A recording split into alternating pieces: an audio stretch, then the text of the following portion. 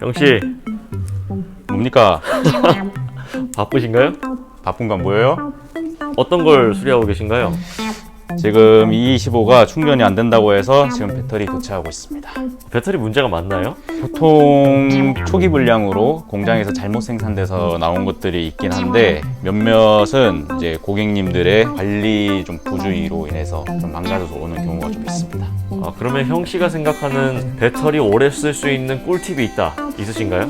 배터리 오래 쓸 수 있는 꿀팁 제가 설명해 드리겠습니다.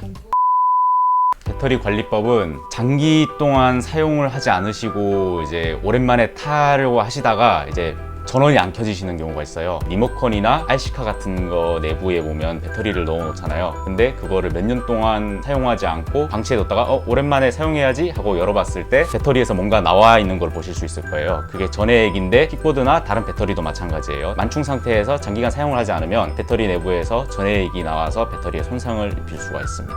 그리고 배터리 전압이 낮은 상태에서 장기 보관했을 때 자연 방전에 의해서 배터리가 완전히 방전돼 버리는 경우가 있어요. 그러면 배터리를 살릴 수 없게 될 수도 있습니다. 킥보드를 출퇴근으로 사용하시는 분들이 계신데 이런 분들이 특히 조심해야 될 게 있습니다. 사용하고 나서 집에 왔을 때 충전기를 물려놓고 그 다음날 아침까지 계속 충전을 하다가 나갈 때쯤에야 다시 뽑고 이렇게 나가시는 분들이 계신데 그러면 매우 위험합니다. 배터리 내부에는 기본적으로 BMS라고 과충전, 과방전 회로가 들어있는데 이 장치가 제대로 작동했을 시에는 충전기를 오래 물려놔도 화재 등의 문제가 발생하지 않습니다. 하지만 킥보드는 도로를 달려야 되는 물건이기 때문에 항상 진동에 노출되어 있어요. 그래서 언제든 손상이 일어날 수 있는데 만약 운이 나빠서 BMS가 고장났다, 충전 도중에 화재가 날 수 있습니다. 이런 사태를 방지하기 위해서 가급적이면 충전 시간을 계산해 놓고 충전이 다 됐을 때 빨리 뽑아주시는 게 좋습니다. 그러면 저전력 그리고 만충 상태일 때 조심하라고 하셨는데 몇 % 정도가 가장 적합한 배터리 충전 상태인가요? 가장 좋은 건 70에서 80% 상태로 장기 보관 시에 배터리 손상을 최소화시킬 수 있고